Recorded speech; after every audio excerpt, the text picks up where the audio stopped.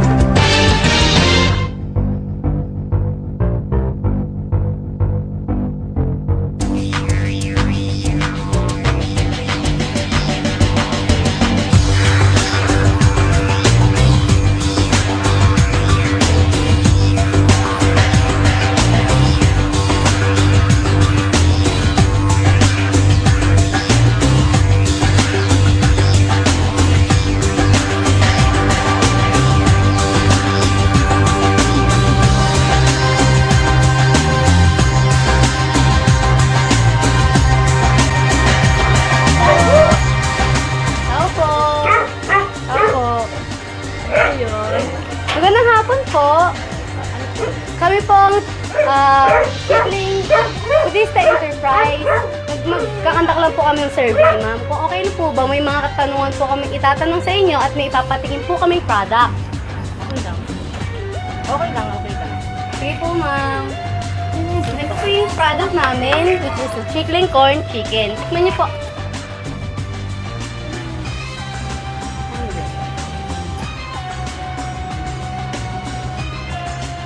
So, may mga katanungan lang po ako. Okay lang. Ano yun? Ma'am po, kumakain po ba kayo ng corn beef o corn tuna? Kung mag-exist po yan sa market, bibili kayo, ma'am? Oo. Oo. Ano po? Ano po, sa pagdating sa lasa, ma'am? Sarap naman. Masarap. Masarap naman, kaya lang medyo konting alat. Medyo maalat. Pero okay naman ang lasa. Sa lasa, okay na. Ma'am, alam niyo po ba yung soya meat? Yung boto? Soya. Opo. Oo. Kung lalagay po namin siya ng soya meat, katanggap-tanggap po kaya yun. Yung ganyan, okay na. Yung ganitong luto nyo, gawa nyo, okay na. Kung ibibenta po namin siya ng 20 pesos, ma'am, bibili po ba kayo Per serve. pag 20 pesos? Per serve? Opo. Okay lang. Like Pwede naman. corned beef, parang Oo, ganun. pwede naman. Ma'am, kung may mga suggestion po kayo regarding dun sa product, ano po yun? Yung medyo maalat siya, bawas ng alat, saka yung kulay niya. Ang kulay niya masyadong medyo pink. Wala na bang i-red pa. Yun lang. So, thank you, ma'am. Thank you po. Salamat po. Thank you Salamat po. po. Salamat po. O yan, guys. Nalaman na natin suggestions ni Mami. At pwede natin yung magamit to improve our product. Kala ko, perfect na talaga yung product natin. Yan talaga. Minsan akala mo perfect na, pero hindi Parang- pa pala. Parang forever yan. Walang forever. Walang perfect. So, guys, Bye-bye!